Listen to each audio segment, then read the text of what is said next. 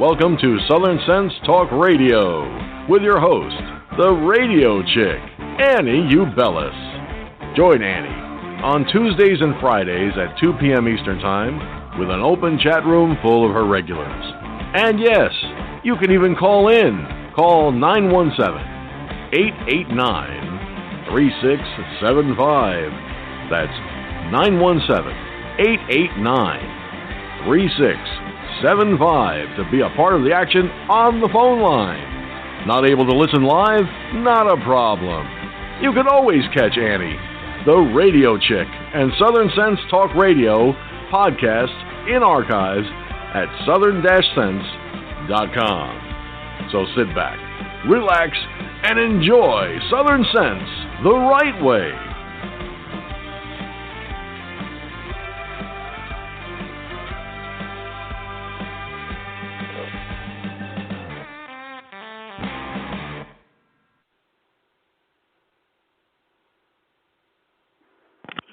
And hello, everybody, and welcome to Southern Sense. I'm not quite Annie. I'm Clarence V, joined by that wonderful, lovely man, Curtis C. Bennett. Hi, Curtis. How are you today? Oh, it's been a challenge, but I think we're ready, up and running now. So I'll take it over from at this point. Oh, right on. There you go. And I'm here if you need me. Okay. All right, I'd like to welcome everybody to Southern Sense Talk Radio. Our highly respected and beloved host, Annie, is not with us today, but will return next Tuesday to be with us. However, she may make a surprise appearance today if she's feeling up to it. I am her co-host, Curtis C.S. Bennett, and along with me today is her former intellectual co-host, Cool Mike. Now, Mike is having some difficulty with his signal, so he'll join us as soon as he can. But today, we have joining with us two outstanding American citizens and true patriots. First, we have George Farrell, who is the CEO of Blackpack, and later in the show, Clarence McKee of McKee Communications. This is sure to be one fantastic show. Now, some of you may know Annie begins her show with a dedication to fallen firefighters, police, and other first responders, as well as our military and our military veterans. However, because of technical issues today, we will not be doing that. We may be able to do it at the end of the show. But anyway, give me a second Curtis, here. I have a dedication. I have the dedication. Oh, we have it. All right, yes. Go, Mike. I'll turn it over to Cool Mike for the dedication. Sorry about that. I'm going to be a little personal here. In my hometown, sadly, we've lost 3 soldiers, and oftentimes the people from the War on Terror are forgotten. I mean, if you really think about it, how often do people think about World War I veterans or Korean veterans? And in many, many ways, the War on Terror is some aspects are still going on. But we've lost 2 of them, one who attended my high school. His name is Nicholas Blodgett. Nicholas Blodgett was one of the first people killed. It was 4 years ago yesterday, and many people may remember he was the individual dragged down the streets. And also Amanda Shelton. And Amanda Shelton was to the U.S. Army. Nick was also in the U.S. Army, and so was Amanda Shelton. And I have written down here, Amanda Shelton, after her fourth tour, took her life to PTSD. Amanda Shelton was not your average lady. Yes, she liked to dress up, but from the day she was born, her mom said she was a tomboy.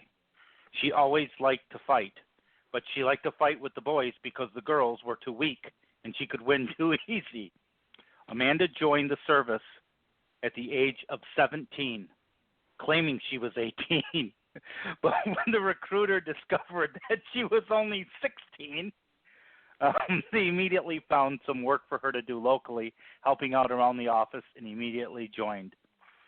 Amanda is a decorated soldier. She was promoted to sergeant for her acts of bravery.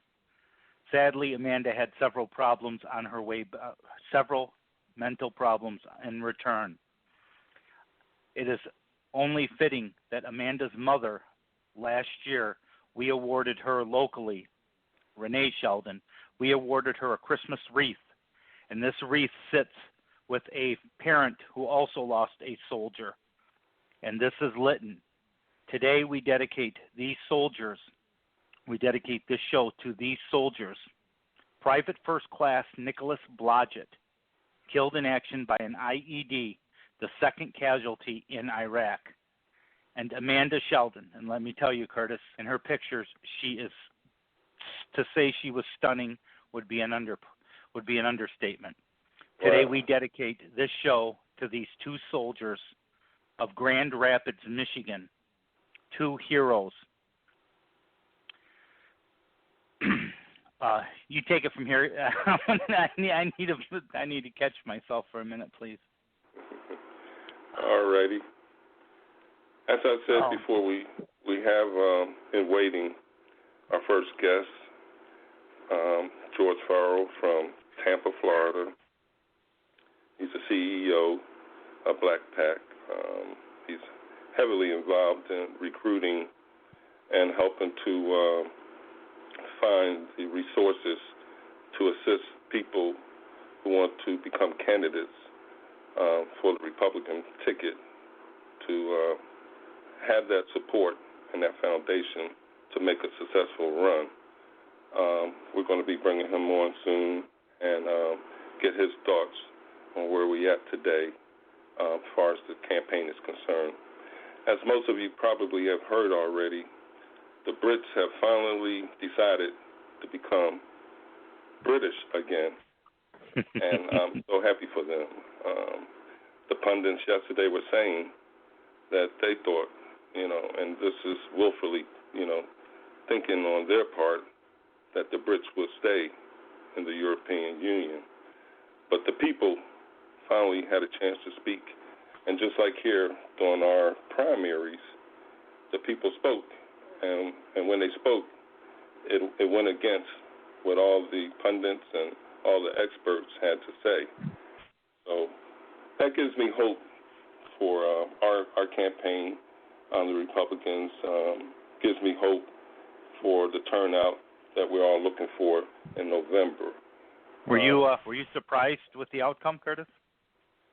Oh, no, because I'm going to tell you, the way things been going this year, here in the United States, with the people voicing their opinion, overruling that of the establishment and the ruling class, I have faith in the British people, because I've been monitoring what was going on over there in England as far as those people losing their national identity because of an influx of refugees and other people that were taking over their culture. I put out a saying today that once somebody comes into your culture and water it down, it's only a matter of time before they replace your culture with theirs. And that's so true. And I think the Brits realize that, the citizens over there, and they had enough. The globalists, they got this New World Order thing going, but the people are resistant. And just like over in Great Britain, here in the United States, the real power lies with the people. Yeah, correct. I also, I don't know if you've heard, but also there have been movements in France, Italy, and even in Germany. One of the things this does, I find it amazing. Progressives just believe in no country. They believe in no constitution. They just believe in whatever. The majority of the people that voted to remove themselves are working class people. And get this, I don't. You may have known this, or other people may know. I didn't realize when you are in the EU, the European Union, that government body trumps Parliament. So basically, they had no constitution. The elected officials or whoever got them in this surrendered their sovereignty. They did. I mean, what the heck kind of bull crap is that? Well, we have our guest waiting to come online, so I'm going to go ahead and bring him on, all right? Great. Hello. Hey, welcome George. to the show. Good to have you on again. Why don't you tell us about your organization, what Black PAC stand for, and what impact you're hoping to have on the upcoming elections? Well, we're having some great impact today. Today is the end of qualifying for running for office in the state of Florida. It ended at 12 noon, and I'm happy to say that we have 13 conservative Black Republicans running for office across the state. I don't think we've ever had that since Reconstruction, since the Radical Republicans. So wow. For the first time in over years, this includes Felicia Nelson in your area, Earl Gray in Tampa, Carla Spalding in Palm Beach, Tally Gaynor, he's on school board in Tallahassee. We've got people running all over this big state, and I don't think it's happened before in over 100 years that we've had this many Black Republicans on ballots across the state of Florida. So we've broken a record just by getting people qualified, which is very hard in Florida. You either have to get thousands of signatures or you have to pay a lot of money to be on a ballot in the state of Florida. Okay. And we helped a lot of people achieve that goal this year. So that was one of the successes. That's great. Now, for the edification of those who have never heard you speak before, could you explain what Black PAC means? Black PAC means Black Leaders Anointed by the King. It's a political action committee. And what we do is we recruit, educate, and get people ready to run for office so that they don't come out unprepared. It's a very expensive undertaking, so we do accept donations. Our webpage is www.blakpac.gop, and it helps us get qualified people on the ballot. One of the other things I'm finding out is that our candidates that are on the ballot are so qualified that it's shocking against the Democrats that they're running against. We have Carla Spalding. She has a master's in nursing. Mr. Gaynor has advanced education. We have people with PhDs that are running on our ballots that are so overqualified or more qualified than the Democrats, and that's why they understand cutting budgets and marketing and managing. So we look for really qualified candidates that are anointed, that have that calling, that call to do this. It's not something that they take lightly. And we've got 13 running across the state, so that's a big accomplishment for us. What a great organization. Wow. Coming election in July, do you still think the Republican establishment will try to derail Trump's presidential campaign in Ohio?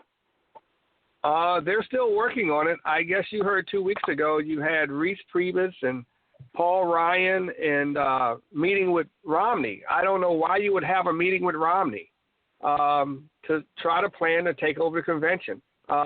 We don't just support Black candidates. We also have some support. We're supporting Paul Nealon in Wisconsin and Dr. Kelly Ward in Arizona because those guys are true conservatives running against rhinos. And to see that Paul Ryan is meeting with Romney just doesn't make sense to me. There's no need to meet with Romney. He's yesterday's news. Mike, did you have a question? Well, yeah, it was also, first of all, thank you for what you do. I think that is amazing. Thank you for taking the initiative and doing that. And I think with Republicans, I think Romney and Ryan, I think they're the next generation of it's our turn type Republicans, where they're going to be always the go-to people, and but Trump's just steamrolled them all, and they don't like that. It was their turn, kind of like Hillary thought it was her turn, and they just don't like it. My question for you is, okay, I come before you. My name is Mike. I'd like to run. What is your vetting process for because you had mentioned you got a wide range of people running from school boards to all over, which I think for myself, it all begins at the local level. What's step one? Step one is deciding two things. One, you have to have a budget. I don't think you should even start to consider that you can run for office unless you have $50,000 to start. Now, that's not a hard and fast figure. Some races are lower cost. Like a city council race in a small town can run you $10,000 to $20,000. And this is not for consultants. This is just for your phone bank, your office space, your signs. This is just a basic cost of running for office. So what we do is we have people who have been in office who are experienced, like Jennifer Carroll, who was one of our co-founders, or Angelia Boynton, who was chairman of the Marion County School Board in Florida, that will sit down with you and say, this is what it will cost for you to win this election. The next thing we do is we count the votes. We actually count the people who are most likely to vote, and how do you target those people? What clubs do they attend? Do they go to Rotary? What churches do they attend? We actually try to track the people who are most likely to vote, and then we come up with a budget to reach those people. So it's not just I want to run for office. It's I want to run for office. This is what it's going to cost. Is it an open seat? Is it a seat where there's an incumbent that has just been there too long? What makes you think you can serve the people? Do you understand what the purpose of your seat is, whether it's for school board or whether it's for city council or whether it's for county commission? So those are the first two steps, the budget and the purpose. Wow, that's amazing. Okay, so once the vetting process is complete, now is it the candidate that tells you, I'd like to run for this, or is this your group that said we think you'd best serve here? Because you had mentioned you got people all over the country, Wisconsin, Arizona. That's very impressive, I got to say. Oh, thank you. Thank you very much. And let me give out the website again so people can make donations. It's www.blakpac.gop. The process is people are actually recommended to us, and we meet with them and sit down with them, or we get with them on the phone, and we really see if they understand what office they're running for. And then we try to get the right person to run for the right office, because a lot of times people who have never been involved in politics or been successful in their business decide that they want to jump into politics. So we have to make sure that they don't come out and say, okay, I've never been elected before, but I want to run for Congress. But they don't understand what that entails, that you have to be there every week. You're going to be away from your family. It may be better for you to run for a local office like a school board or a city council and learn the process first. But you got to have a mission why you want to go in. There's a lot of waste in city governments and county governments, in taxations. These liberals like to come up with these penny for this and penny for that program, and where does the penny go? They just want to overtax and overtax and overtax, and they want to make it sound cute. So you have to really look at these programs and see, sure, it sounds like only a penny, but that penny may impact not only the local government, but it may impact local businesses more than people think. Because now every single business, whether it's a small business or a shoe repair business or dry cleaners, has to add this penny tax onto their sales tax. You got to be really careful of what you're doing and understand what level you're running at. And the vetting process is got to be a person that feels that there's a calling, almost like a calling to ministry. And those are the kind of people we look for. Because if you're not called or anointed to be a politician, what will happen is you will self-destruct and it will destroy your whole life. Wow. I don't even know how to respond. That is just very, very impressive. I'm in Grand Rapids, Michigan, and I do the same. I help primarily any candidate, but I've worked over the last few years with primarily African American candidates, city council and school board, and various different offices. Very impressive. Well, I love to get up there to Grand Rapids because you don't want to have the people who are in charge of a lot of these cities really don't have a clue. If you look at the water crisis in Michigan and that part of Michigan, how hard could that be? It's not hard to do the right thing. But if you really don't care and you really don't have an anointing or caring for people, you're going to make bad decisions. Yeah.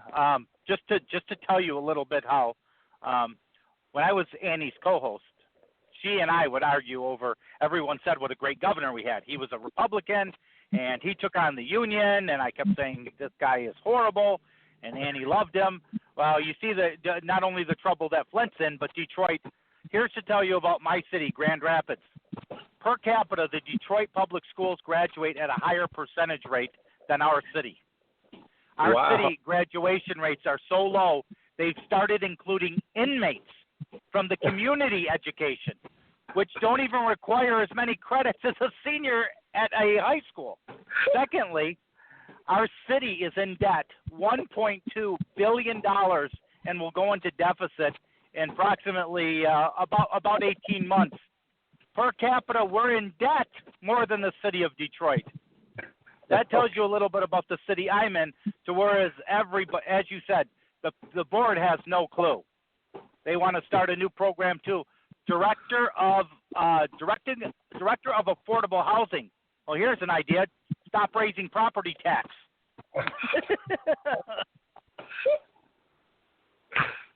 Well, I once did an article about the top 20 urban cities in the United States that were failing, and 18 out of the top 20 were run by liberals and their liberal policies over the last decade or two.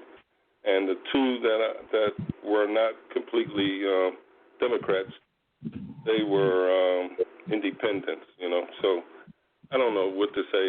You would think they would get a lesson from the way some of the more successful cities are run, and those are basically your cities run by Republican, conservative. Yeah, I have a question for our guests. I've noticed this. Yeah. I want to know if he does. I love nurses. Nurses are great candidates. Number one is they're smart and they're self-motivated. And you know what? Realistically, they take no shit. I mean, I really like them. When someone says I'm a nurse and I'm interested, for me, that's just like, oh, here we go. Do you find the same thing? We do have a nurse. I don't have a lot of nurses. What we're trying to do is recruit people for school boards, because that's where the biggest problem is. If you look at your school board budget, probably in Grand Rapids, Michigan, you're probably up to $100 million a year, and out of that $100 million, maybe $20 million goes to actually educating children and teachers. You really got to get people on the school boards who understand that their product is an educated child. And a lot of people on these school boards don't get it. So we're focused on school boards and trying to get people to understand the financial impact of a school board, because you have transportation, buses, you have legal issues, you have so many issues that a school board has to deal with. And the money is just being wasted and it's not being spent on education. You come up with a poor product. So we focus on that a lot. I do find that I tell you who makes our best candidates, and I don't know why, but a lot of our candidates are Navy veterans. Mike Hill, I left off Mike Hill, who's running for Florida Senate, is one of our people that we support. And he's former Navy, and Jennifer Carroll's former Navy, and Carl Spalding's former Navy. We get a lot of former Navy and military. Mr. Gray is former Marine. Former military that are running for office now, where before they would come out of doing their 20 years and weren't interested in doing anything else. We're finding a lot of former military are running for office. And I think one of the things they understand is that we are at war, and the Democrats that are in office do not get it, that we are at war. It is not a conventional war. This is a war where people are killing innocent civilians. And these Navy veterans get it, and they want to get back and get in control of this government before we find ourselves fighting some type of internal insurrection. So I get a lot of former military and mainly former Navy. Well, George, this is Annie. How you doing? Great. Hey, how are you recovering, Annie? I'm tired, so I just wanted to pop in because you were mentioning the school board, George, and you and I had this conversation, over the phone. And I got to tell you something. It is really heating up in the school board issues. It has gotten so bad that the arrogance in local school boards has actually gotten the people up in arms. We had one school board member turn around and say how much of a hot chick another school board member is, and then in the same breath turns around and says how much of a screw-up other school board members are, and within 24 hours he had a Republican opponent. Yeah, the school board is really the local action, and we've got to take control of these schools, because these people will keep putting out a very bad product and not even focus on education, and that's our next generation. It's more than a pipeline to prison. It's a pipeline to no future if we don't get control of these school boards. Yeah, I agree. And that is the God's honest truth, because now school boards are getting into things such as providing housing, building buildings, to do all this stuff for local colleges. Excuse me, you're supposed to be from K to 12. Where are you? What are you doing in the local colleges? Unless you had a program that was encouraging students to take college courses, I could see that, providing money so the students can go take college courses, that I understand. But to control the college system from the local school board, no, that's a state function. That's the college function. It is getting ridiculous. It is. It is. So the local action is where we really want to concentrate. The Congress is great when we can grow people who understand the system and know how to reform it without destroying it. And that's where we need to start. And the school boards are run amok. They have they're worried about what bathroom people can use. I mean, what bathroom? Children aren't worried about this issue. Adults are worried about this issue. No, it is true. And I'm going to step back and let Cool Mike and Curtis take over for a while. Hang on a second, Annie. Before you bounce, I got to tell you. Some people remember last year, November, I took on our school board. They wanted a bond initiative. And their big argument is we have the most students we have in a decade. Things are going on the right track. And, of course, Mike and, they always slam me with a letter recently came to the Grand Rapids School Board. Their numbers were wrong. Over 250 students. So they had to go back. They had to, at the school board meeting, they had to cancel the agenda and immediately go into budget planning. And I immediately contacted the Attorney General because we know very well they lied purposely. But you're right. When you mention the school board and local cities, that's really where it starts at. That is the roots. And I agree. I think school boards are out of control. Our budget is the school budget is, I believe, over $300 million, not $100 million. It's like $300 million. We average a new tax in Grand Rapids every 100 days. The voters go to the polls, on average. Wow. Imagine, every 100 days. Imagine that. That's a lot of voting. Right. That's a lot of voting. And the thing is that, as I mentioned, you would think as a school, they would come forward and they say, we have a graduation problem. We have a student problem. We have these problems. Let's sit and work with it. This superintendent, who I loved when she first came, she started canning people and making so many changes. The only problem is she put her daughters in all the big spots and her friends. And now it's like, it's not her school. It is not her family-run business. The schools belong to the people. It is not her name is not on the door to hire these people. So, I mean, I just think you're so right when it comes to the school board. And we're running an African-American, Winston Thurlby is his name, and he's a real go-getter. I really have confidence that this man will be one of the 4 selected. Oh, I'm sure he will. What you find with African-American conservatives is they stay conservative. They don't turn into rhinos after they're elected. Well, and he took a beating for working for me as far as against the millage. They always try to, you know how that works. They try to, just make you to be some black traitor, blah, blah, blah.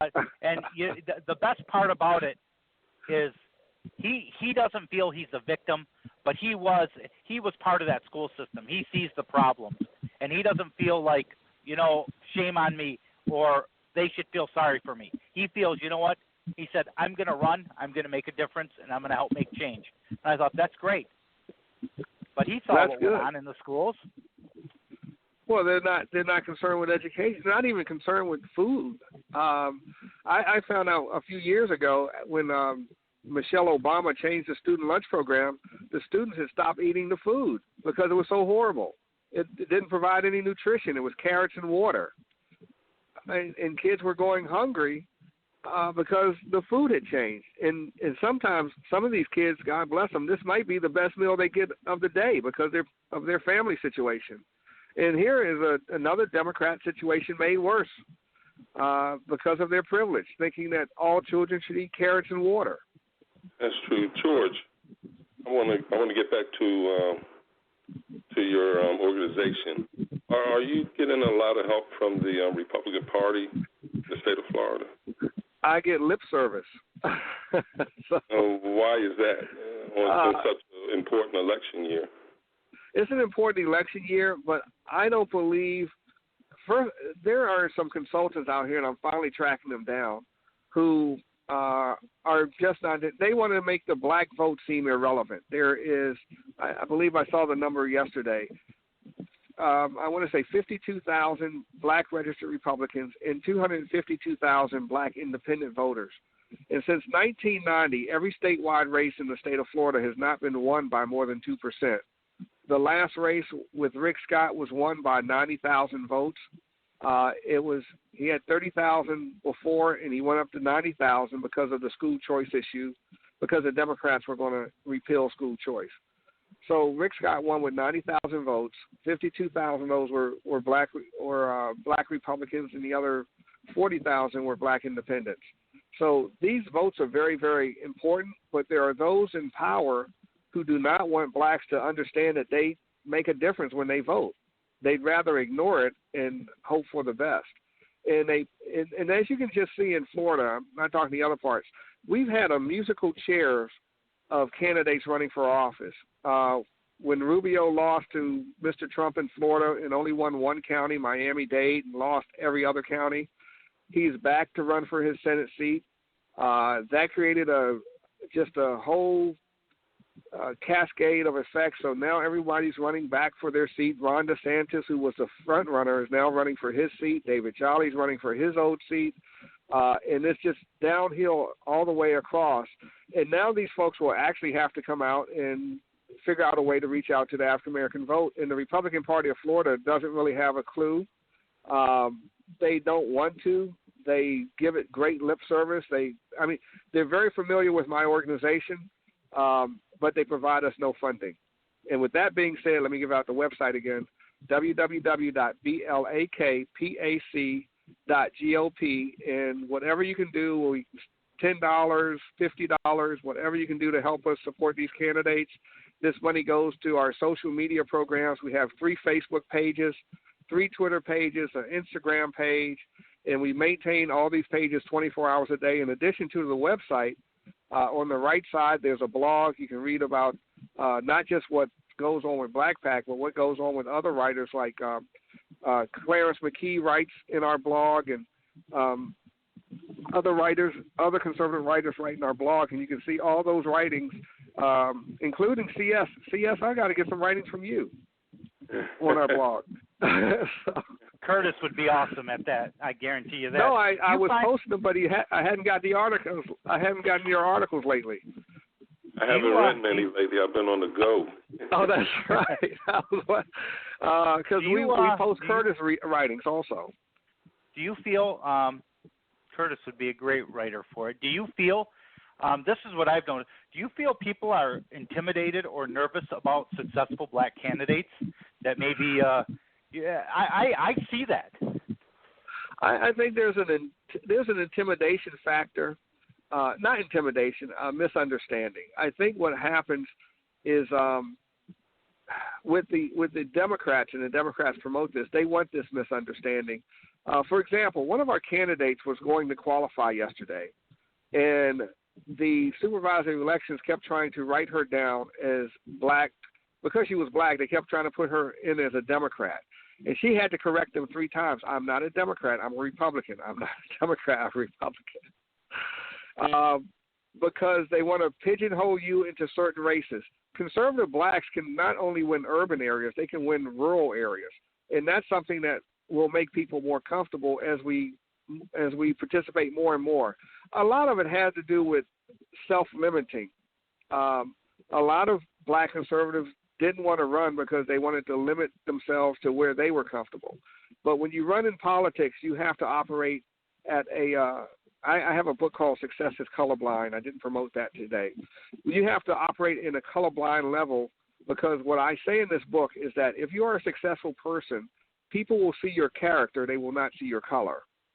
And when you operate on that level, people aren't intimidated with you. They're happy to know you. It's a good feeling because you're operating on another level. You're not operating as a black conservative. You're operating as a successful person.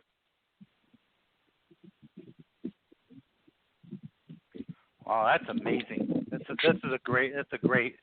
is wonderful. Quick question: you had mentioned about the Florida Senate. Are we talking U.S. Senate or state Senate? You had mentioned the candidate. We have candidates running for the U.S. Senate and for the state Senate. This is Annie again. Hi, George. How you doing, sweetie? Hi, Annie. I got one last question before Curtis and Mike bring on their next guest. You are also available to go around the country to talk to different groups. For example, in September, you're going to be here in South Carolina, and I will have the pleasure of you being a guest speaker at our local GOP. Yes, I will be there, and I do go around the country and speak on several issues. When I speak about my book, which is a book about success, I kind of target young adults and children because that's where I mean to target that message to. And then when we talk on politics, we talk to older groups and we talk about the need to elect conservatives. It's conservatives first who happen to be black or American conservatives. That's what we're focused on. And when I meet black conservatives that have that mindset, I know I have the right candidate. I'm not looking for someone to run because they're black. I'm looking for someone to run because they're based on Christian principles first. And once you have that mindset, that meeting of the mind, everything else just falls into place.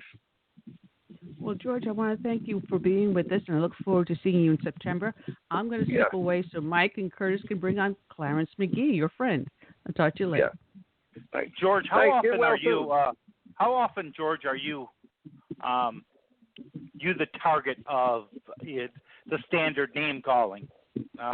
You know what? I think the standard name is the Uncle Tom, and one of the things that we did with our social media is I kept every time I saw something written about the presidential candidate, I'm forgetting his name, Ben Carson, it would immediately be a comment that he's an Uncle Tom. So we used our social media to target those words, Uncle Tom. So every time someone wrote about or called someone an Uncle Tom in the social media, what we would say is the real Uncle Tom is Black Lives Matter because they're allowing blacks to kill blacks without consequence. So we did that for 2 weeks where we challenged anyone who used the words Uncle Tom to talk about Ben Carson or anyone. And after a while, those comments stopped. But we had to actually put in a program that wherever we saw the word Uncle Tom in another blog, in a newspaper, because those are really nasty comments, we would go after and we would turn it around and say, you're the Uncle Tom. You're the one allowing black men to murder black men. And now we've taken that stigma off, and you don't see that people being called that name in social media anymore. But we made that a side project, and it worked out really well because it was one of the things that was very disturbing even to Ben Carson. And now if you see his name, you don't see those nasty comments come up anymore because those people were, I guess they were fake bloggers or hired bloggers from the Democratic Party. So where if you look them up, they didn't really have an email address.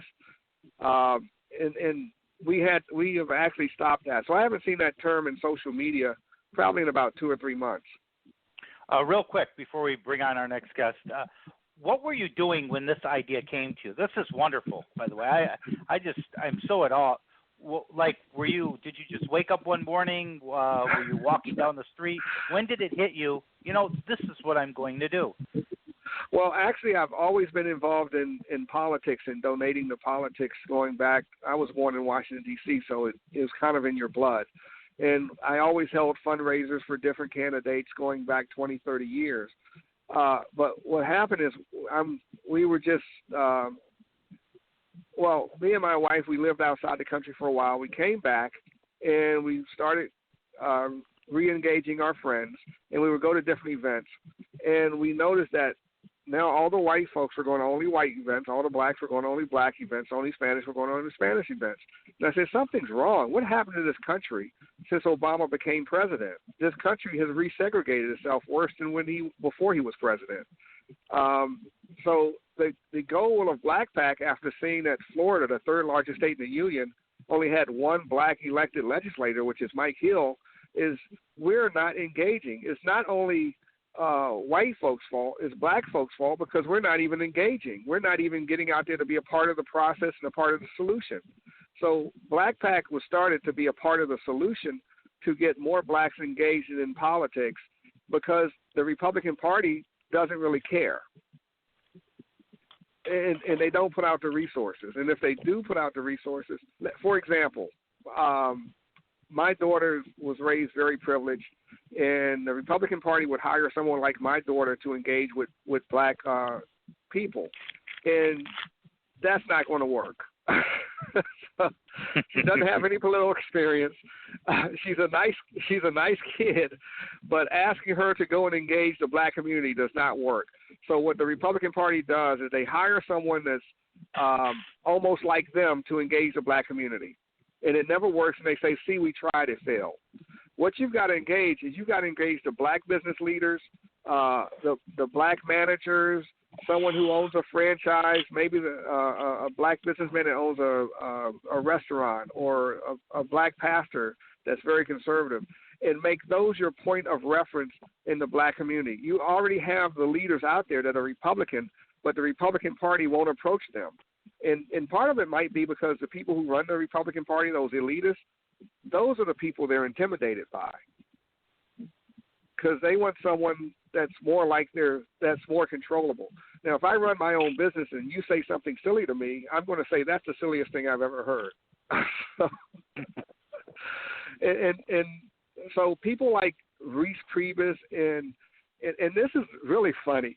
The funniest thing I've ever heard is when I hear people like Paul Ryan and call someone racist or identify racism. I don't know how Paul Ryan can identify racism. I don't know how a person like Romney can identify racism or say someone is racist. That's funny to me. When Romney and Ryan say Trump is racist, how would they know? I agree.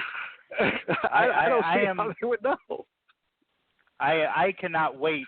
I am going to share your Facebook page and your website with 1,000 people within the next week. I am just so I agree. You know, and for some reason, I don't know where. Go ahead. I'm sorry. Go ahead. Trump has more black employees than Romney even knows black people. So I don't know how Romney could form his lips, or Ryan could form his lips to say Donald Trump is racist.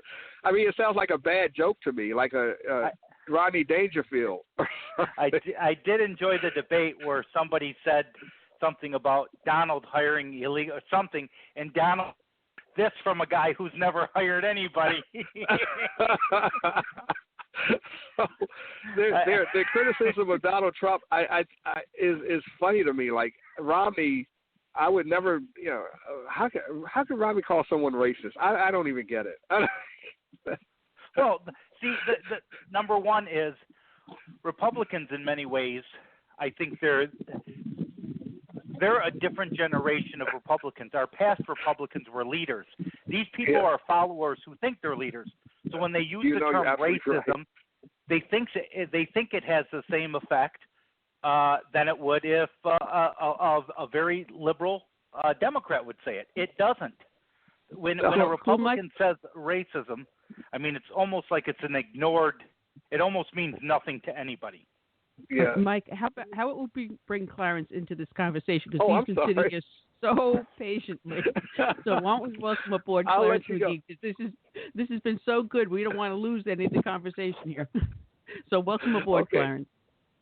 Hello, George. You don't need me. He's saying it all. Yeah, no. I'm going to get off, Clarence. I'll talk to you soon. I've got some press releases to get out.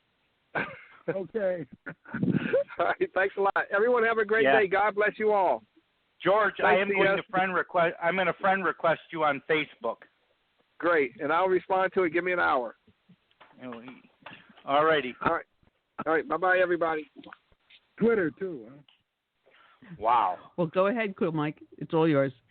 I was just going to say that was, Annie. I am telling you, I say this to you almost all the time, but it seems like every single guest you pull out of the hat, when you're absolutely sure one guest cannot be better than this next, it's like, holy cow.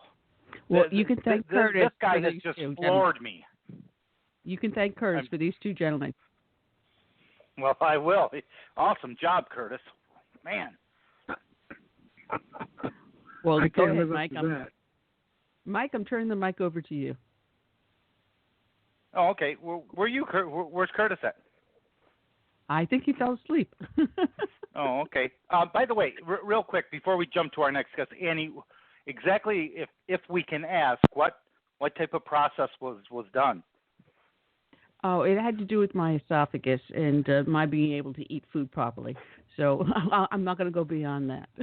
Oh well, I'm just a little tired. The throat's just a little sore, but and I may have to do this again next month. It seems because they could only do it partially. But I'm resting up.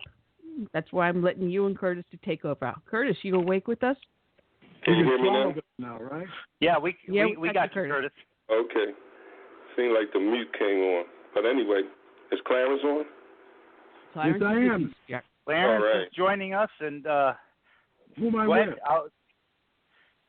Clarence, you are with Curtis, the most cool co-host on the planet. Now that Annie had threw me on the shelf, and you're with the old version of Cool Mike, who used to be today's version of Curtis back in the day, as us old timers say.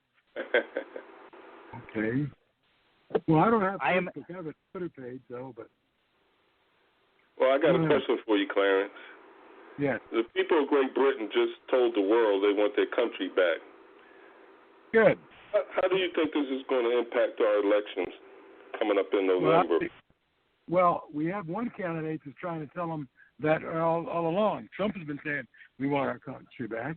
And ironically, I wouldn't doubt that because good old President Obama and crooked Hillary went over there saying that they needed to stay in the Union, I wouldn't doubt that didn't push it over the hump a bit.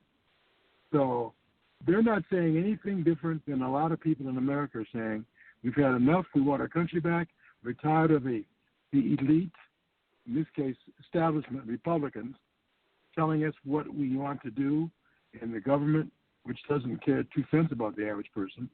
We want our country back, making good decisions, common sense decisions that the people want, and we want leaders who will listen to us, and that hasn't been happening. So the British said, okay. In other words, they did a Donald Trump over there.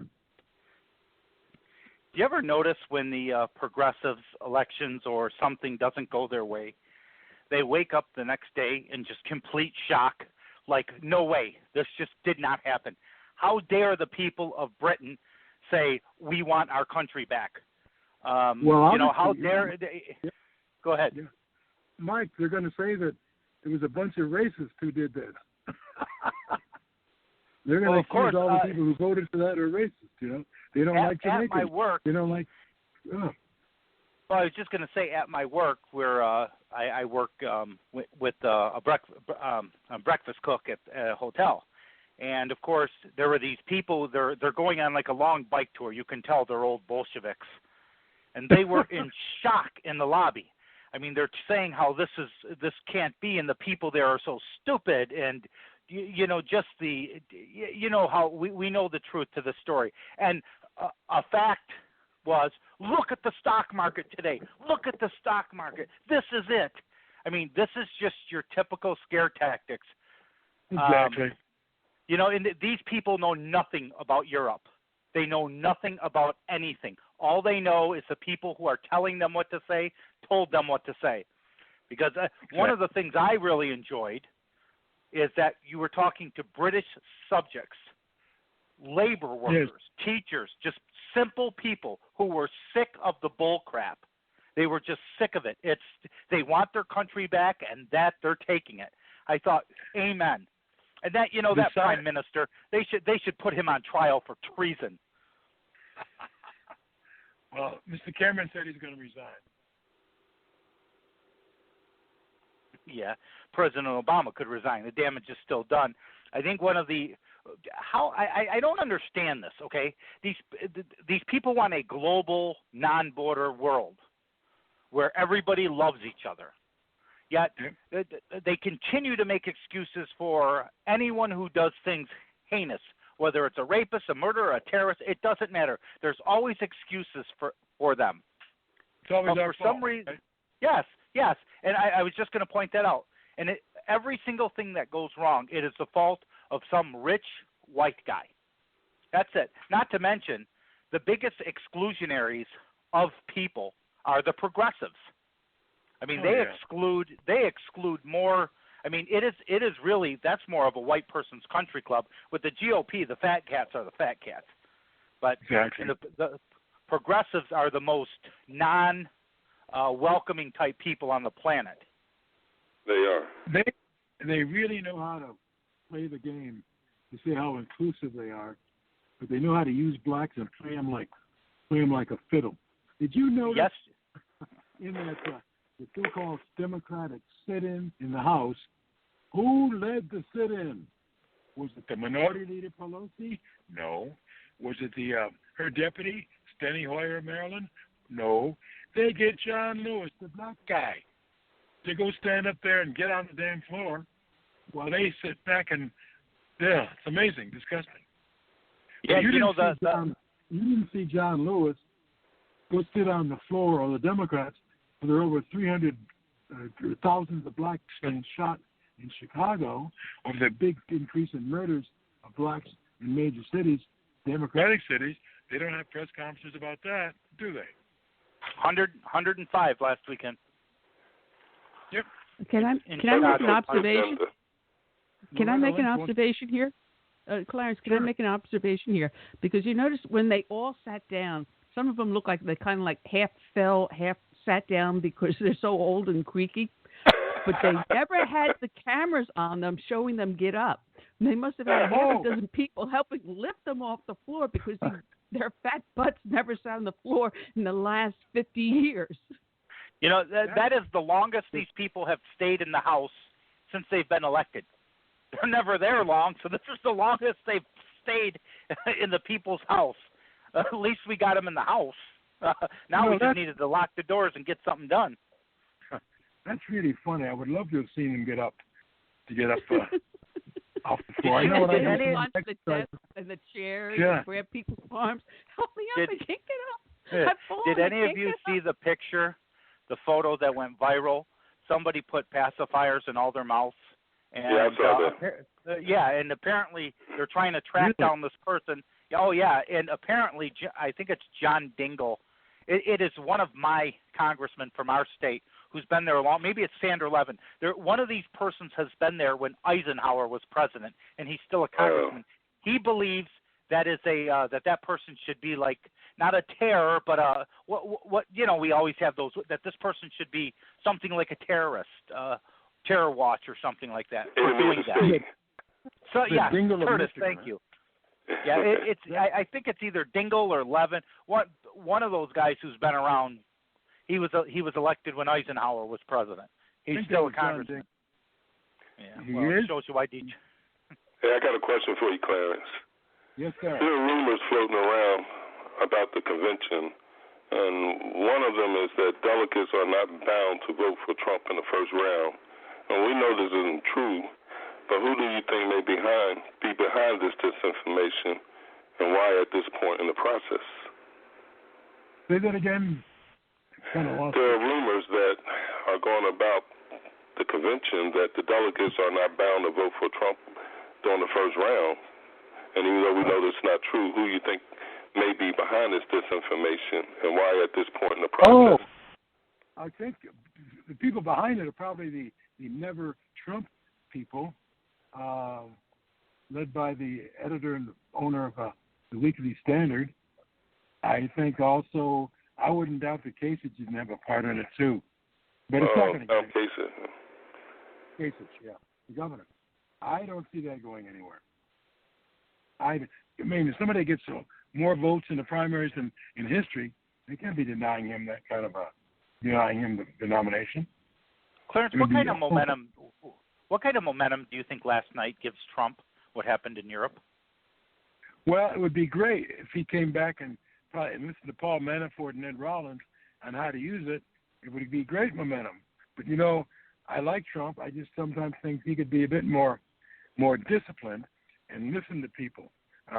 One thing good about him I do like about not listening, if you listen to, I think George mentioned this, if you listen to some of the old school white Republican consultants, they say you don't need any blacks, period. where Trump, on his own, got a national black spokesperson. You see here, Katrina Pearson. He's had a black head up his, I think, North Carolina campaign, and had a key role in Florida. So to that extent, I'm glad he didn't listen to him. But as we move into the big time, we really need to know how to plan a convention and fight in a disciplined way. I think if you listen to Manafort and Ed Rollins, and Ed Rollins was my boss, by the way, back in the 80, 84 Reagan days. I was with Reagan Bush. And Paul Manafort, a small world. You know, you really got to, I tell kids, watch how you treat people on the way up because you're going to meet them on the way down. Paul Manafort would probably never remember, but he's the guy that came to us at the D.C. Republican Party and said, hey, we want to form a group of delegates, a slate for Ronald Reagan. Who wants to get in it? So that's how I got involved with Reagan a long time ago. But Manafort and Rollins really know this stuff. And that's I think Ed Rollins is amazing. I love Ed Rollins. He's quite a guy. He used to be a boxer, you know. Yeah, well, I watched that. That thing they have on Fox is so stupid, where the guy talks into the microphone, round two. I mean, just let Ed do his thing. I thought that was dumb, too. I agree with you. You know, Ed is, I'll tell you where I really, when I kind of got introduced to Ed's, just his, first of all, he can talk about a campaign in layperson terms. Oftentimes, some of these people, they get done talking, and you don't know what the hell they just said. You know, like, well, come again like 6 times because I have no clue what you just said. They're talking in such technical terms. Your average Mike watching the television doesn't understand a lot of that stuff. And during the Bush, when Pat Buchanan ran against Dole, I really enjoyed his analogy on basically he said once Buchanan had this momentum, he said the GOP will pretty much get rid of everybody and force it to a 2-person race, which eventually it did very quickly. Yeah. Pat Buchanan, he's another guy I used to fill in for him in Washington on his radio show. They used to have a show called Braden and Buchanan. Tom Braden was a big liberal Democrat. I guess he's where the movie came from, 8 Is Enough. But it was Braden and Buchanan, Drive Time, popular show. So he let me fill in for him a couple of times. But back to Ed Rollins, one of the things that Rollins did, he hired a guy named Lee Atwater, who was his deputy. And Atwater is the genius. They call him the hatchet man. And Atwater wound up being the chairman of the Republican National Committee. They had a very sad ending with brain cancer. But Ed Rollins and Atwater were quite a team. One evening, after Reagan won, and you had a lot of the establishment black Republicans were upset because Reagan had, you might say, his own team of black folks. And they got upset. So Bush called them all into the observatory there, the Naval Observatory, where he lived, to kind of soothe the feathers because a group of us had been invited to the White House with Reagan, and they weren't invited, right? So, because they were all Bush's guys. So, as they were complaining, and Lee Atwater got upset in his South Carolina drawl. This was 1982.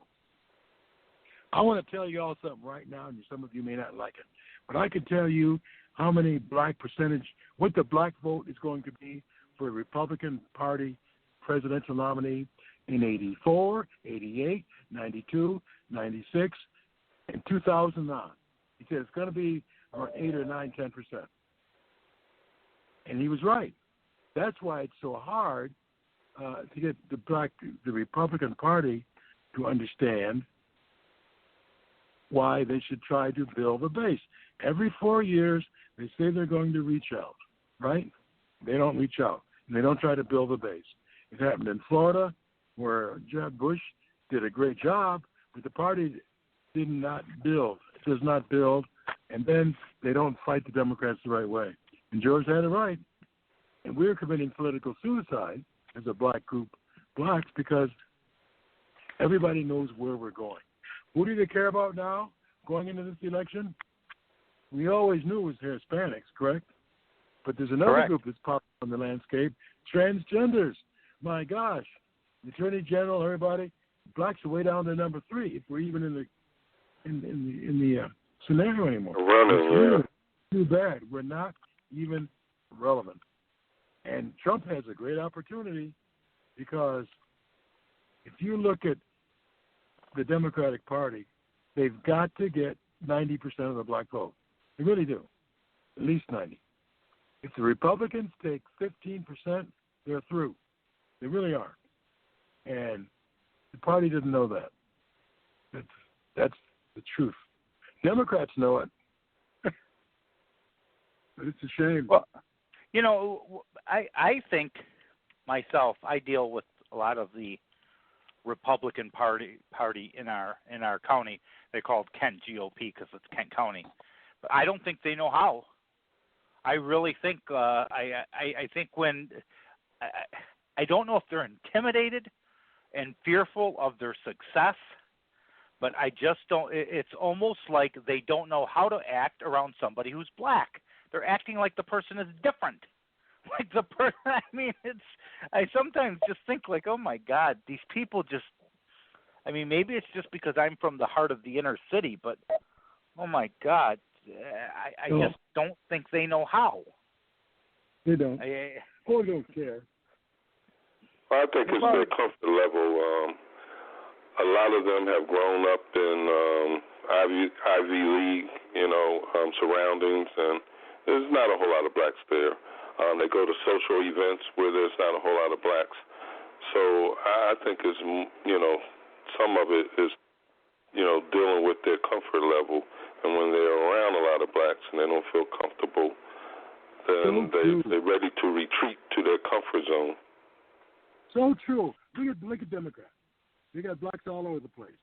Then you walk into a black church, how you doing? Feel very comfortable, right? It's like Southern whites. Jimmy Carter, Bill Clinton are very comfortable on blacks. From the South, right? Northerners, they live together, basically. Yeah, the Ivy League group. Yeah. They know blacks who clean their laundry when they were home, their maids and everybody like that. Oh, I knew a colored guy the other day. I'll tell you a joke. If you're black and a Republican, or just black, period, you spend most of your working day usually around white people, right? In any profession. Whites are not in an all-black environment, other than when they're in Africa or something. But I used to watch some very powerful white people go to an Urban League banquet or an NAACP dinner, and the next day they said, Clarence, we were the only white people in the room. I said, no kidding. Wake up. I do that every day.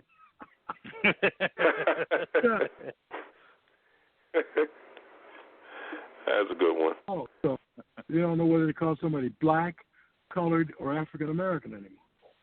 And I'm a big Clarence. fan. Yeah. Do you think Obama's contentious presidency will make it difficult for a black conservative to run as president someday? No, I don't think so. I always thought the first black president would be conservative, but I was sure fooled. I don't think it'd have any problem. Look at Ben Carson. And a couple of years ago, Herman Cain, if he had gone through, I don't think it'd be difficult. The biggest difficulty is going to be black Democrats and white liberals who don't like black conservatives. The way Obama, you have to remember that blacks didn't really go for Obama until he won Iowa, remember? They were all for Hillary. But then, even the white man likes him, so we're going to go for him. Remember that. Yeah. The black conservative can do very well if I don't think it would have a negative impact. Since people, to be honest, will realize how bad Obama's been for the United States, around the world, and for the economy, the worst recovery in history. He's been a total disgrace, and a race baiter and a race divider. Do you think in some ways we had mentioned? Oh, go ahead. I'm sorry. I didn't mean to cut you off. No, go ahead. He even found a way when the Supreme Court pounded him yesterday on immigration. He found a way to use race and class on that. What did he say? Well, you can't have the people who clean our laundry, wait on table, our gardens, who fix up our gardens, etc. They're people too. That's in essence what he said. Played the race card and the ethnic game of division. That's all he's done. All he's done. Yeah, he never seems to talk about issues. He always seems to just control a narrative of a conversation. He never says, this is how we're going to solve problem A. It's always the narrative of problem A and who started it and why they can't solve it. The only way he solves problems is whatever the white liberal left, Saul Alinsky types tell him. I mean, NOW, Planned Parenthood, that's the agenda he's followed for 7 years. I find this was the great uniter. There is. Hey, this guy got a Nobel Peace Prize, remember? God, what a joke. I have absolutely no respect for that anymore, Curtis. But if you think about it, how about crime? Crime, even in the black community, and drug use has escalated under him. It's horrible. It's just this way with all the topics. I mean, we could spend a month talking about. My personal opinion, I think what happened last night in Europe is almost a global frustration of people like us who have been forced into these World Trade Organizations or European Union or whatever, and we're just sick of the bull crap. New World Order. And I think that I think that what really is the kicker is that yesterday was done by the working person. It wasn't by the the elites. It was done by the person with the lunch pail who makes I don't know, pounds or whatever, but the person who basically is an hourly worker. They were interviewing some factory workers. Literally, they worked from January 1 to March simply to support the other countries in the European Union that were socialist. Oh, geez. I mean, 90 days basically of doing that, then another 90 days to pay the taxes on what they pay. I mean, it is just insanity. And we have a progressive radio station locally here. This guy is always talking about the great things in Denmark, and look how good it works in Denmark. Well, it works good when other countries pay your bills.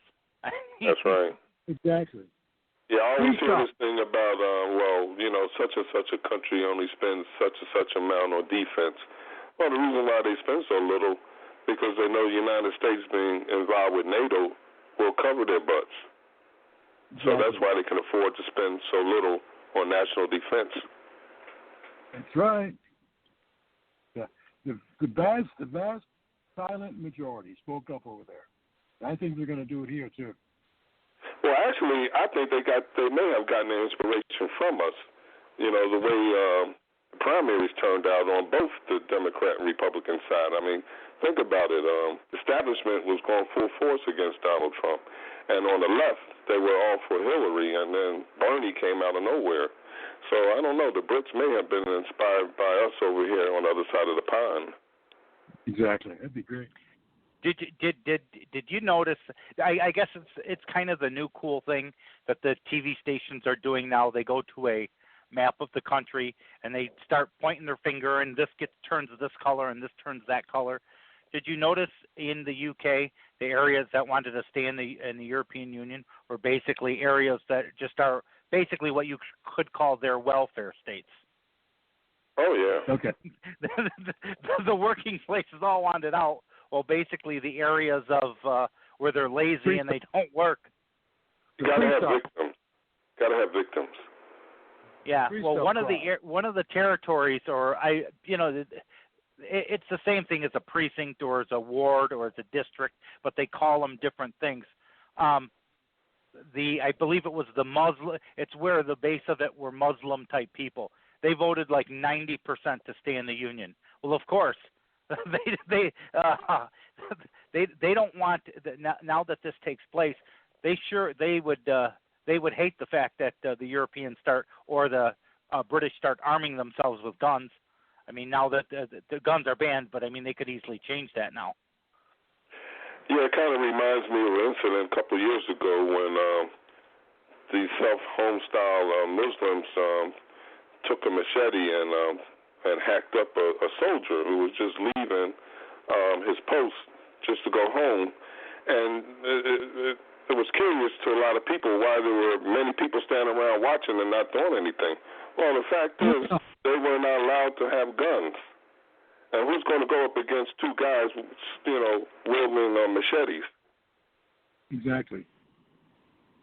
So that's what happens when you have these gun-free zones. I mean, the perpetrator, he has the upper hand. Same thing at the Pulse. If that place had allowed, concealed weapons carry or whatever, I'm sure somebody would have took that guy out before he did that much damage. Yeah.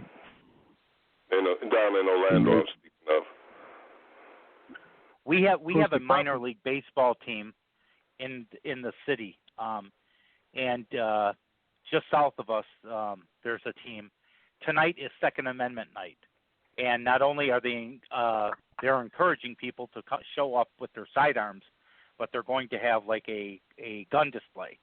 And let me tell you, the progressives have done everything to attempt to get them to cancel this, to not do it. The person who's going to throw out the first pitch is a person who shows up at all these city hall meetings throughout Michigan with his gun to make the point that people this is the way America was set up. But anyway, oh my God, today they're talking about what happened last night, and oh my God, one lady was going so crazy and saying, I'm never going to attend another baseball game. And he says, how many games a year have you attended? And she says, well, we were talking about it. And then it was great. He said, in other words, he goes, hippies don't attend sporting events and have no clue who just won the NBA World Championship. And she's like, well, I don't know. Well, this is off topic. Where basically these people they couldn't even probably find the stadium if a bus didn't take them there. They probably want to legalize marijuana too. Yeah, that's coming up in Florida again with that medicinal marijuana issue. Yeah. And that's the thing about liberals; they are persistent. If they don't win the first, second, or third time, they still come back at you.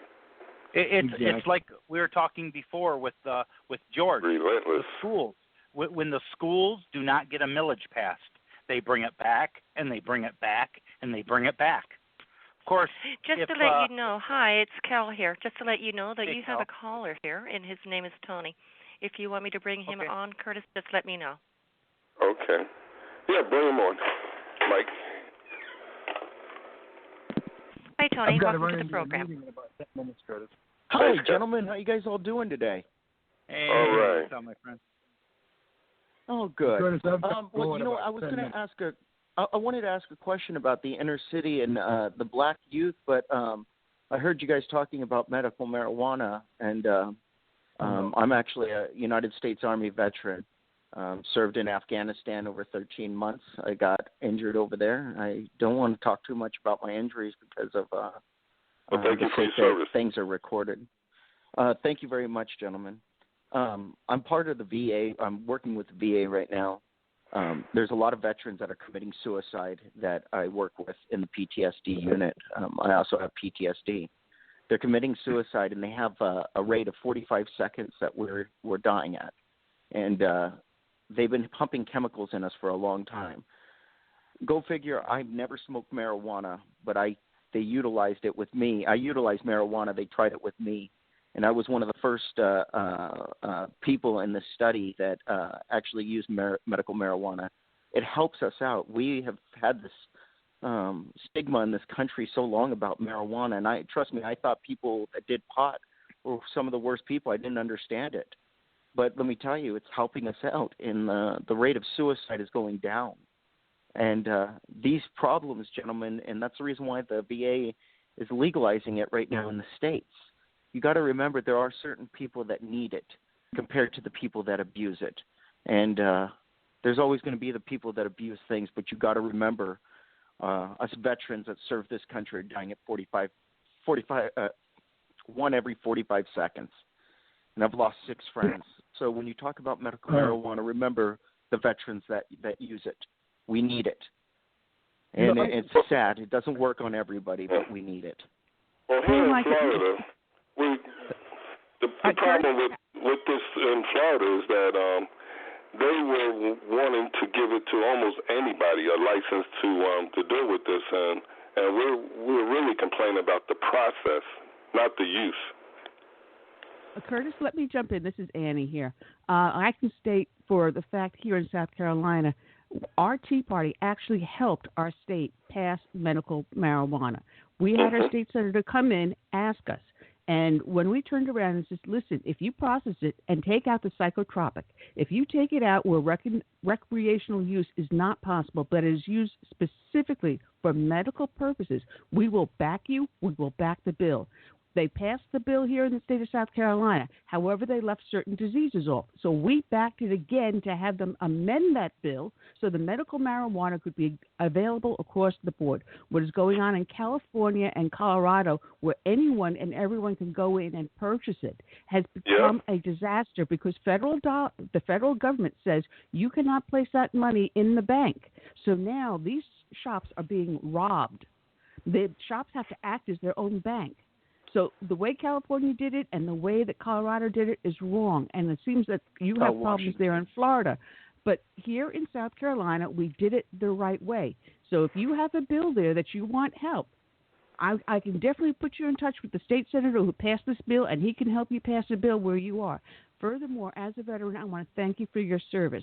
My co-host here, Curtis, is also a veteran. However, our federal government is ignoring the vets. They're giving money to illegal aliens. They are giving them far more money, far more services than they have given the brave men and women that have served this nation. The VA has to be completely restructured from the bottom all the way up. Other fellow veterans that are able to work in the VA should be there and hired prior to anyone else, because no one knows what the problem of a vet is than a fellow vet. So thank you for your service, Tony. Correct. Thank you very much. No, thank Mike, you guys for I'll let hearing you take me over. out on that. Well, I'm strong in the minority here. Legalization is happening. It's just going to eventually happen. It's going to take place in Michigan too, and I believe we need to do whatever for the veterans we have to. I am concerned, as Curtis had said, about any person walking into a place. But either way, I think legalization is just happening. Before we began the show, we dedicated this to two. We dedicate each show. This show was dedicated to Amanda Shelton, a sergeant in the United States Army who also lost her life to PTSD. And I'm well aware. I work here in our county in Michigan, Kent County. I'm very active in Veterans Affairs. Not Veterans Affairs as far as department. I'm very active with veterans in trying to help them not only to get the benefits they are, but for individuals who need medical attention. And I'm well aware of that. Thank you for your service. To me, legalization is just going to happen. I mean, you have an older generation that it's all about it, and you have a younger generation where it just doesn't mean anything. I mean, and then there's us in the middle. So I mean, it's just going to happen. There is nothing. It's almost like looking back at Prohibition. We're going to look back and think, wow, marijuana was illegal. I mean, it's just the wave that it's going.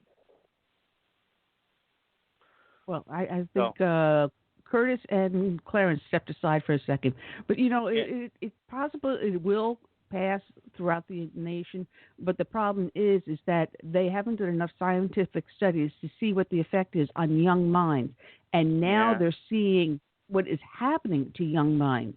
It is altering them, and it is causing changes in brain function. So this is why it's important that when we passed it here in South Carolina, it was passed with the psychotropic removed from it. And that's why I think if we can get that done nationwide, then there is no argument. And then we'll get those studies done to show what it does to the human mind, especially in those that are just forming. Because if you have children at the age of 9, 10, 11, 12, 13 smoking this stuff, because, of course, mommy is going to bring it home, daddy's going to bring it home, older brother and sister's going to bring it home. They're going to go out with their friends. They're going to pass it around. And this is where the danger lies. And this is why we have to be careful about it. Annie, Mike, Clarence got to go soon, but he wanted to weigh in before he left. Go ahead, Clarence. Yeah, in Florida, it's already the law that non-euphoric marijuana can be used. It's called Stroudus-Webb bill for kids with epilepsy and similar diseases. Also, the law was extended to include anyone with a terminal illness. Okay, now, here's the thing. The marijuana that we're talking about in Florida is euphoric. And the marijuana of today is not like the marijuana that we older folks played with back in the 60s. It's 10 to 15 times more powerful. The law in Florida that they're proposing, the amendment, they did get rid of they put a limit on it, anyone age of consent, okay? Now, 19-year-olds can still get this stuff.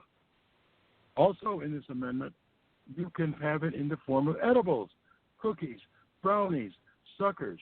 And in like California and Colorado, the skyrocketing rates of pediatric emergency room admissions is going to be just totally crazy.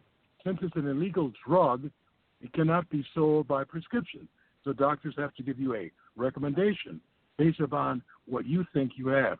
If I have a big bad toe, debilitating condition, my doctor will give me a recommendation. Pharmacists can't give it to you because that would be illegal. So they're going to have pot docs or pot shops, 2,000 around the state of Florida. And already in Colorado, there are more pot shops than there are McDonald's, Starbucks, or Walgreens. So that's the reality of it. And I can give you, Mr. Bennett, a survey in terms of the young man with the PTSD. Some surveys have said that marijuana, strong marijuana, can have a negative impact on that. So I don't know what the other studies are, but I'll send that. But there's a lot going on with pot. That once you open the door, it does destroy minds. And guess what neighborhoods those pot shops are going to be in, right? Oh, wait, that's a foregone conclusion. We know exactly the way. That's how they target this. I mean, the war on drugs was exactly that. It'll be in Bel Air, right? Yep. Nope, they wonon't be in Bel Air. We can guarantee you that. More like in the deep part of the inner cities that aren't gentrified or whatever that word is, gentrification or whatever.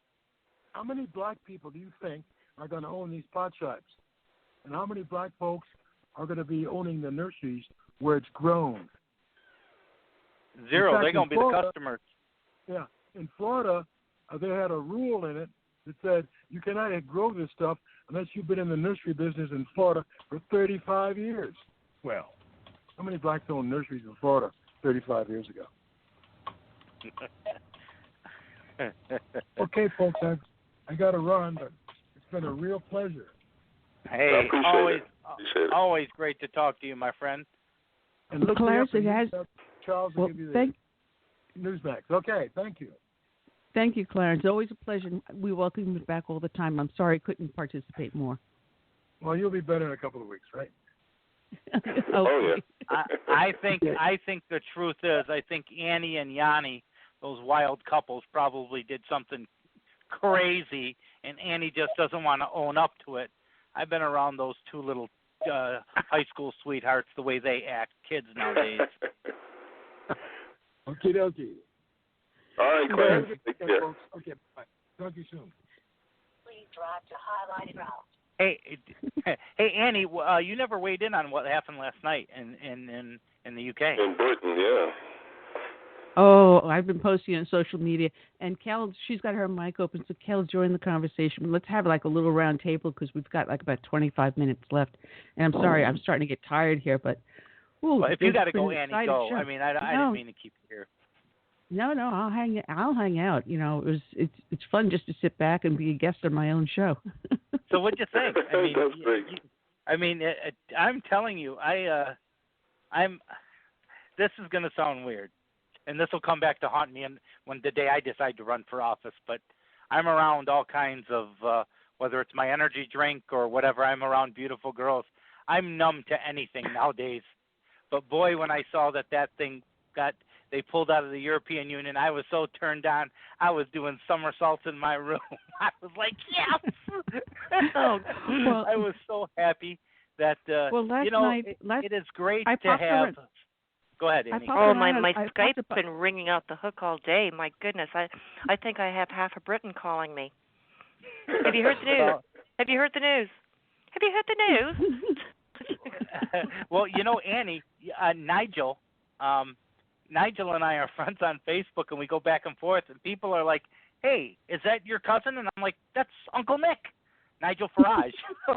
I've been telling everyone that's Uncle Nick. Of course, he's not, but, I mean, he's everywhere, and it was funny. They asked him, they said to him, well, what about the illegals that are in the holding, that are being held, wanting to come into Britain? And he says, well, send them to America. They're taking everybody. Oh, God. Send them have you heard what France is threatening to do? France has been making, they've been making this threat that if England in particular, if they leave the European Union, France is going to put a whole whackload of these migrants in Calais on ferries and ship them over to England. Yeah, right. Well, that is not another sea battle they haven't seen since the 1800s. Yeah. I'll take Britain on that fight any day. Yeah. Oh, me too. That would be hilarious because I was popping in a bunch of shows last night, and I was posting the numbers as they were going back and forth, and it was really nail-biting time because it was starting off where the stay were saying there were about 50,000 ahead in the votes, and it's about 50% are in, and then all of a sudden it will drop to 4,000 in favor of leave, and it was going back and forth, yo-yoing, back and forth. So around 11 o'clock my time, Eastern Standard Time, that you started to see the leave numbers steadily climb, and I'm seeing 50,000, 100,000, 200,000, 250. It's up to 400,000, 500,000. It's about 800,000. And by the time I went to bed, a little bit after midnight, it was nearing 1 million. It was just shy of 1 million. And when I woke up this morning and I saw it was close to 1.4 million that said said leave. I'm going, whoa. Because at that how many said stay? No, it was about 1.4 million that said, in favor of leaving. They won by that much. And I went to bed, it was about 75% had already come in the vote.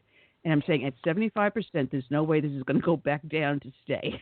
So I went to bed sleeping pretty happy. And it really was a very tense moment at times. That's so true, Annie, because I was watching the returns as well, and I'm thinking, my goodness, it's going to be really, really tight. And we have to congratulate England and Wales in particular. Pardon me. But we also have to pity Northern Ireland because they were split right down the middle. It was 50-50 in Ireland, so I feel bad for those that voted no. But I have no pity for Scotland. It was overwhelmingly stay in the European Union. But this has generated a lot of discussion now, and other countries in seeing these results are thinking, hey, I think it's time. We have our own referendum. And I know that the Netherlands are seriously considering their own now to get out of the European Union. So this could really set a precedent. This could have the European Union collapse like the House of Cards. It deserves to do. Well, what I was seeing also is that. Go ahead, Annie. Mike, I was seeing also that now there's word about Scotland putting up another referendum for freedom, for a separation from the United Kingdom. From England. And I guess their idea is that they separate from England, they can then stay with the European Union. But you got to remember, it was over 40 years ago when there was the Conservative Revolution in England that brought Margaret Thatcher to power. And that wave was a wave that was coming off of the United States, because here we are with Jimmy Carter, and everyone's going, no, we cannot have another Democrat in the office, which brought the rise of Ronald Reagan. And Ronald Reagan rode that wave into the White House. So we're seeing that now. The conservative movement once again started in the United States, moved over to England. It's flowing back here, and we're going to see that wave in this 2016 election. I think this wave is the wave that's electing Donald Trump. Oh, I agree. If you go back to the 90s, I believe it was called the Guilder. I'm not sure what the money in Ireland was called. I think it was the Guilder. But globally, it was worth the most monetary of all the countries on the planet. It was Ireland. Then they went to the euro. where they just and look what happened. And what you saw yesterday is a perfect example of half of Ireland has become lazy, where they just have become they basically do not work. Where the other half is still industrial, and they're very much still into the alcohol and spirits business as well as beer. But I mean, there's just these huge pockets throughout Europe where people just don't work. They simply don't work. They had this guy apparently, and this could have been a setup, but apparently he plays the harp, and he's been making a living at it doing nothing because the government gives him money. And now he was upset because he may have to find a job. And he says, they asked, well, like, where do you play and stuff? He goes, well, I kind of get on. He meant, I don't know what he called it, but it's the rail line that, the subway or the train that takes you throughout wherever. Oh, he's a busker. He's a that's busker exactly is what he is. I never even heard of that. But anyway, and he says, well, I just play here and there and, make a few dollars. And he says, he says, my government subsidy goes right into my account, so it's all good. And he goes, well, apparently that's going to pretty stop. And I'm thinking to myself, this is the mentality you have. It's kind of like when Nancy Pelosi said, if somebody wants to be an artist, they can be an artist. Healthcare is the least of the things they have to worry about now. But, I mean, I think you saw huge pockets of places within the UK where they're welfare recipients, where they don't want to change because now it means they're going to have to change. It's that simple. Remember Waters World? He did an interview with this one guy out in California. He was a beach bum. He was a surfer, and he played in the band. But he was on welfare. He was on food stamps. He was on Section 8 housing. He had his free Obama phone. And they videotaped him on TV going into the grocery store picking up a lobster. Yeah, living a good life. This is our tax dollars. It's got to stop. The freeloading has got to be over. And I think this is going to be something that England is going to be facing. And, Kelly, you can probably speak better about it, but now they have to go through preparing negotiations to separate themselves from the EU. And it's not something that's going to happen overnight. It probably take, I think they said approximately 2 years. Absolutely not. It's going to take at least a good 2 years for them to settle all their contracts and everything else to totally extricate themselves from the European Union. And I was actually speaking with Tim Burton today about that, and I said, what's the first order of business do you think is going to happen? And he said, well, David Cameron has resigned, so we have to find a new prime minister. And I asked him, I said, well, what about the issue of the migrant issue and the open borders? And he said, yeah, that's something else. It's going to be a long, protracted process to totally extricate. So, unfortunately, England's still going to be tied into the European Union until they totally wrap up these contracts and totally get out altogether. And it's going to be a world of headaches. And then they have to renegotiate all new trade treaties. So that's right. It's going to be as if you're rebuilding a country from the very first brick up. So you've had basically overnight a revolution, but without a brand new constitution put in place. Exactly. Well, I think they'll go back to a lot of their old constitution. I couldn't believe two things real quick. Yesterday, I saw an interview with it was Nigel Farage's a spokesperson or what I'd never realized. When they joined the European Union committee or whatever the group, that trumps Parliament. They control the courts. What the hell kind of crap is that? Surrender. I mean, think about that a second. Secondly, these protesters. There's a protest in my city, of course. Grand Rapids loves the progressive city, with a sign that said, "Putin is not your enemy. Wall Street is."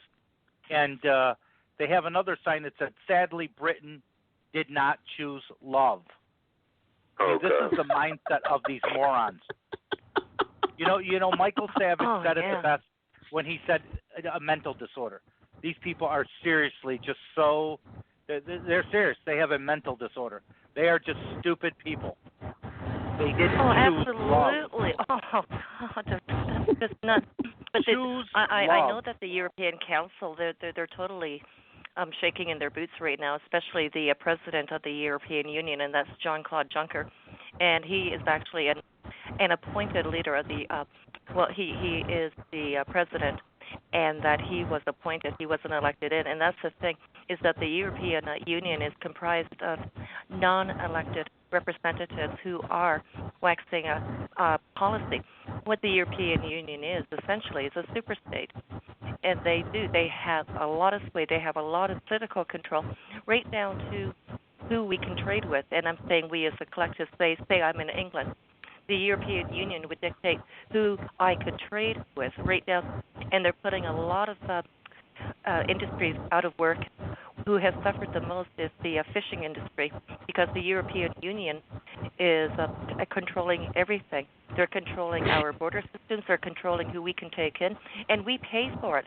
This is like billions of dollars a year that England was putting in. They were contributing to the European Union, and it was costing England billions of pounds a year to stay inside essentially a socialist and a dictatorship system, a super state. And so the Brexit vote was historic. Yeah.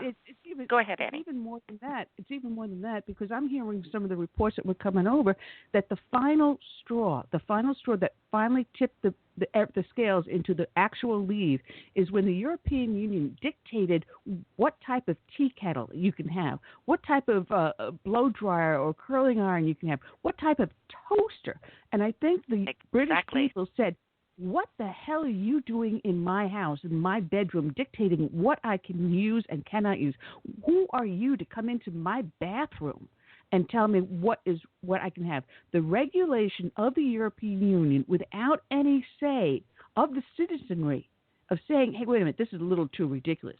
I mean, here we got upset because you took away our incandescent light bulbs, but that is nothing compared to what the European Union has done to the people of England, Germany, France. And once England leaves, the country that will control the European Union is Angela Merkel's Germany. And that is why all the other countries are up in arms saying we don't want Germany to be the only voice. But it is, at this point in time, once England leaves, Germany will be the only voice. So I think this is going to be the final nail in the coffin to kill the European Union once Britain extricates itself.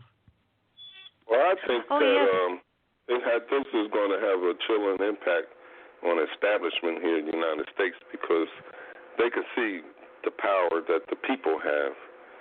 And if we ever really awaken, and I think we have to a degree awakened the voters here in the United States, these folks are going to be out of a job, and most of them will be in prison.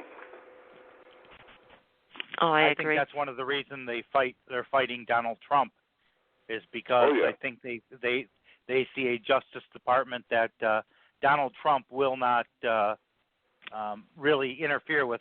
Donald Trump's a businessman, so I'm sure at times there will be, but overall, I think you're going to see the pursuitment of Hillary Clinton. And I'll tell you something. I really liked when Donald Trump came out. Number one, he spoke when he landed. He spoke first about the golf course, which of course upset all the progressives that stand in front of their TVs and can't wait for Donald Trump to say something so they can criticize him. But he said they want their country back. He says they wanted to make Britain great again. And, of course, okay. Well, and I mean, I think you're right, Curtis, when you said the people power. Earlier when George was talking about local, people have amazing power over their schools, over their cities. But oftentimes the minority is in such control, people don't really have the backbone to stand up. But, I mean, when they do, you see the amazing things that happen. And it's not – we're convinced that it's just this overwhelming amount of people. It really isn't an overwhelming amount of people. They are powerful, yes. But what it is an overwhelming amount of people that are dormant, that will not be active, that do not get involved. And that's the greatest crime. That gives you an illusion that these people are really that powerful. They're not. Because if you think about it, what bothers them the most is when people just don't go away. They keep fighting and fighting, even when they win.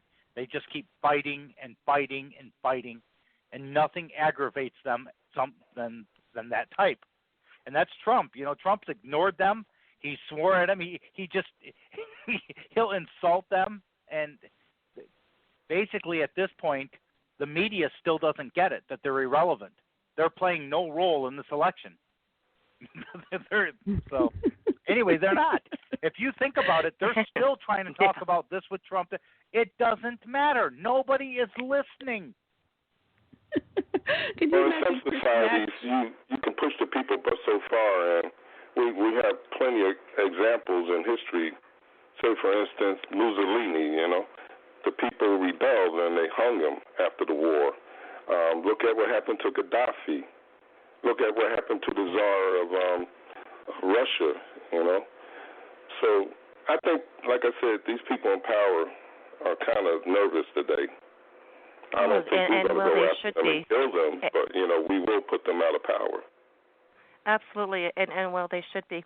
It's just, unfortunately, there's been so much global damage, and the European Union definitely has a hand in that, and there is definitely blood on the hand of the European Union, and that they have created this chaos with the migrant issue and everything else, and all these countries being overrun. A lot of countries now looked at what Britain did yesterday. And you guys want to hear something hilarious? Oh, you're going to love this. Okay. In light of the Brexit vote, now Turkey is reconsidering joining the European Union. Oh, gee. Wow. A great loss. See my little tear? Well, actually, I wish they would, because I would love to see some more tyrants within the European Union. Totally watch that organization implode. It would be fun. I'll bring the popcorn, folks. But Cal, think about this. If Turkey did join the European Union, then the European Union can force Turkey to finally take those immigrants, those refugees that they have been refusing to take. No, you see, Turkey put a price on that, though. Turkey said, well, we'll take in some of these refugees, but you have to pay us to take them. And so, once again, being part of the European Union, we would be paying Turkey to take some migrants off our hands. So this is why the Brexit vote is, it's just, there are so many wonderful whammies in the Leave vote. This is unprecedented. It really is. This is history in the making, folks, because this was absolutely a once-in-a-lifetime opportunity for England, in particular, to get her sovereignty back. And now England can say to Turkey, we're not paying you a damn dime, and we're not taking these migrants either. Shut it. So this is history, folks. I was reading that in the press conference of the guy who stepped down. He's called the Prime Minister, correct? Yeah, David Cameron. Okay. Before he gave his speech, apparently 3 times they had to clear the area out because there's people there throwing eggs and just hate this man, and there are all these people that are basically voting yes. But it took, we're getting ready for the conference. Well, here come these people. So 2 or 3 times they had to clear the area out and basically block it off with nothing but media, because there's people there that are just so angry. And a lot of I mean, this is horrible.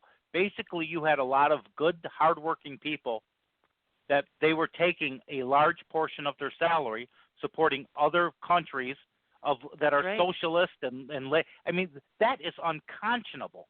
I mean, that obviously happens here, but I mean, to basically surrender your sovereignty to basically, because if you think about it, Britain was really the only country in Europe that stood up to Hitler. But if you think about it, I mean, out of nowhere, you wake up and these elected officials have surrendered your sovereignty to a group of unelected officials, like we did with the World Trade Organization. But that is unconscionable. These individuals should be brought to justice. Well, absolutely, and you're right. We're down to our last 7.5 minutes. Annie, Curtis and I decided to extend the show to 4 hours today. Yay! We didn't tell you that? Why not just have a marathon around the clock? Well, I didn't expect Kel to be here with us in the studio and everything else. I want to thank you guys. I mean, I am tired. I'm glad I was. I'm glad that you guys did it, and God bless. I could never ask for better friends than the three of you, Kel, Curtis, and Cool Mike. Oh, and Curtis, I got to tell you, I did not have technical difficulties out of nowhere. Just as I know you called me, and I was going to call in. My mother called me, and rest her soul, not rest. You got to respond to Mama. My aunt passed away, and my mom's been needing some attention. She asked me to come over, and I'm like, Mom, it would never fail. When I was co-hosting with Annie, she'd call me like at 1:50 on a Friday and say, "What are you doing today?" I'm like, "Okay, Mom, I've been doing the show 3 years. Nothing's changing." But anyway, so I had to. I just had to be a little attentive there. So, but anyway, it's been great, and I'll tell you, Annie, George tops them all. He is truly, and he is just amazing. This guy is amazing. I sent some of our guys running for the local school and county boards over to him to help them with the campaigns, and he's a great guy. So if you know of a candidate that needs his help, reach out to him to blackpac.gov or blackpac.com. But we're down to our last 5 minutes. Just want to make a mention that we'll be back here on Tuesday, and Mike, you may want to join us because we have Danae. She is an absolutely fantastic singer, and she's beautiful as all heck. And you're going to say she's hot. And we're also going to have Star Parker join us on Tuesday. So Tuesday's going to be a whammy of two absolutely fantastic women, Danae with her new song she's got released, and Star Parker. So again, guys, I want to thank you, Curtis, Cool Mike, and Kel. And this is our show, and we'll see everyone over the weekend. I'm going to have to go and sit down and lie down for a while, but thank you again. And until then, I say good night and God bless. If you like your health care plan, we'll be able to keep your health care plan.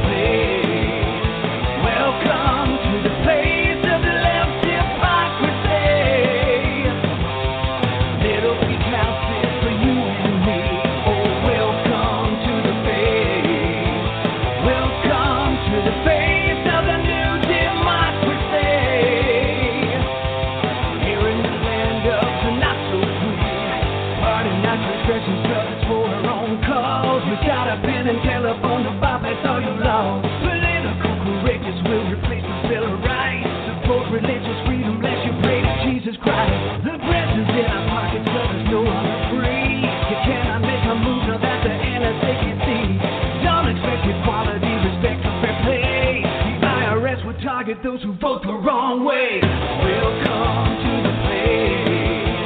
Welcome to the place of the left hypocrisy.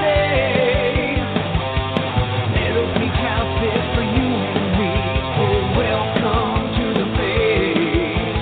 Welcome to the face of the new democracy.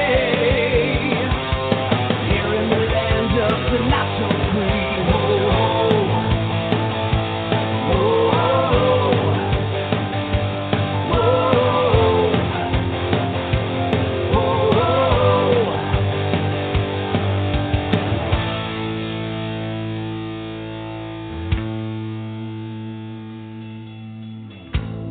This is the most transparent administration in history. Not even a smidgen of corruption. Fact is, we had 4 dead Americans. What difference at this point does it make? If you've got a business, you didn't build that.